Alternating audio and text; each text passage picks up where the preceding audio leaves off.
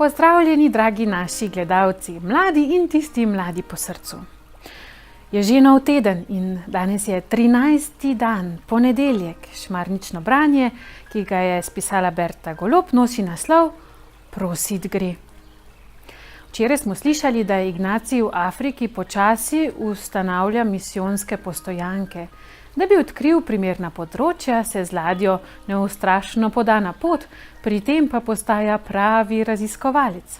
Vse skrbno popisuje in zapiske skupaj s predmeti pošilja v Evropo. Prav res, Božja previdnost kliče na pomoč. Kaj naj ukrene? Arabski trgovci rovarijo proti njemu. Na kongregaciji v Rimu je slabo zapisan. Domačini ne poznajo mere in ne morejo razumeti, da jim nima ničesar več dati.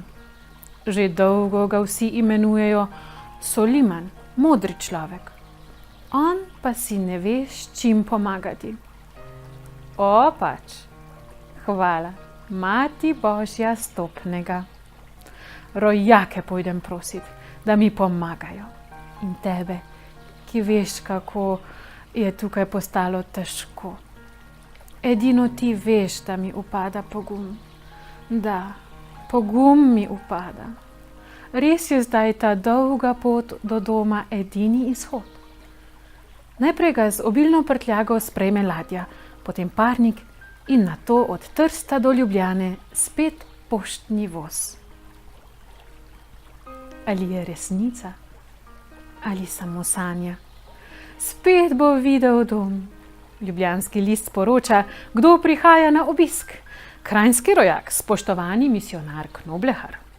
Neutrudljivi gospod je zelo zagorel, pišejo Kmetijske novice, kar se njegovi turški obleki dobro poda.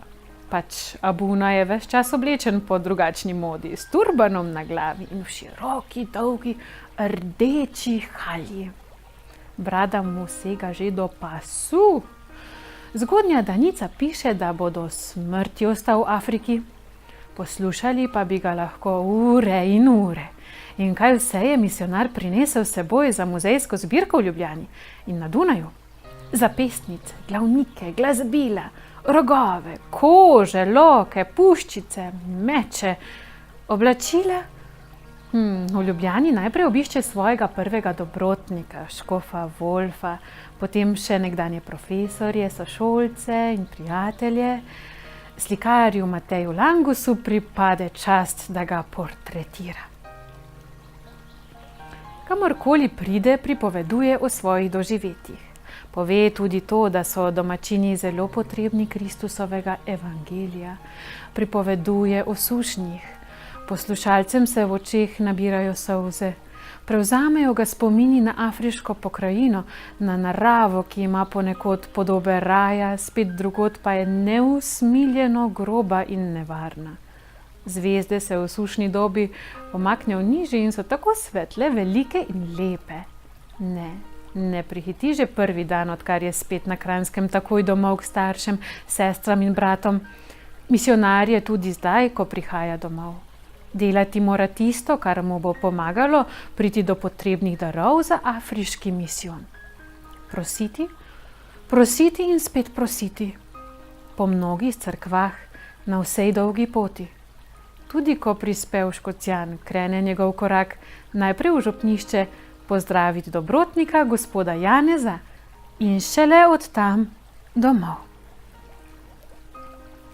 Misionar, preizkušen v mnogih stiskah, ni kot kakšen razvajen otrok, ki bi se najprej skril mami v naročje.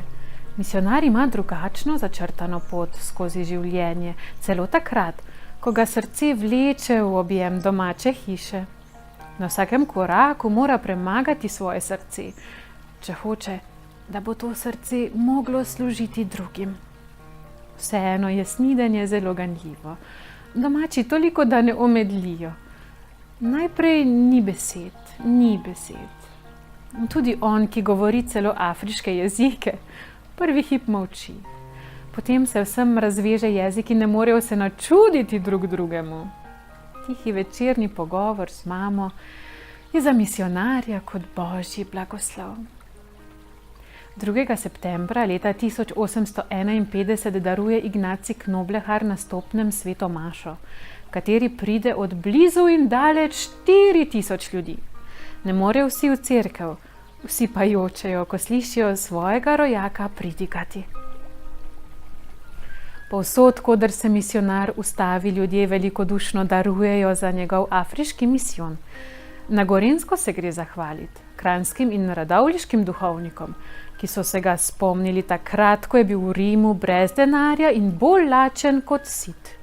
2 meseca se Knoblehar mudi v domači deželi in za misijonsko delo v vroči Afriki se odloči kar 5 duhovnikov. Res rodovitna žetev Abunovih pridig, predvsem pa njegov zgled. Misionar je vesel in potolažen. Zdaj bo lažje, si prigovarja, zdaj bo lažje. Denarnih težav vsaj nekaj časa ne bo več in imel bo zveste pomočnike. Na Dunaj odpotuje z vlakom. Sprejme ga sam cesar Franc Jožef in mu iz svojega daruje 25.000 egiptovskih lir. Dunajski verniki zberejo za njegov misijon 20.000 goldinarjev.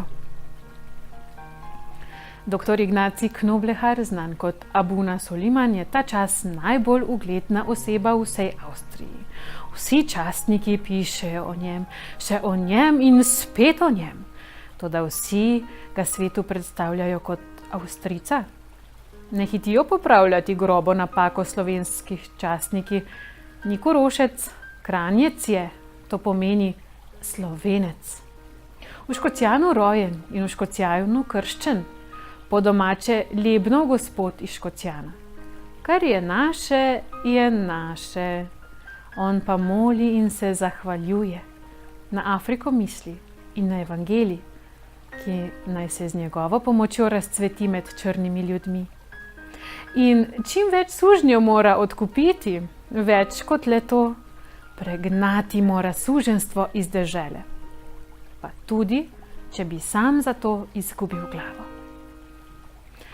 Tako, današnja naloga je, da napišite, kaj je v Sloveniji najlepše in to na enem listku položite na oltar. Torej, pomislimo, kaj je nam v Sloveniji najlepše? Morda kakšna gora, kakšno jezero, kakšno mesto. In tisto, kar ti je v Sloveniji najlepše, morda morje, položi na oltarček pred Marijo in se zahvali Bogu za svojo domovino, da imaš tako čudovito in krasno domovino in zmoli molitev Zdrava Marija. Lepo bodite do jutri.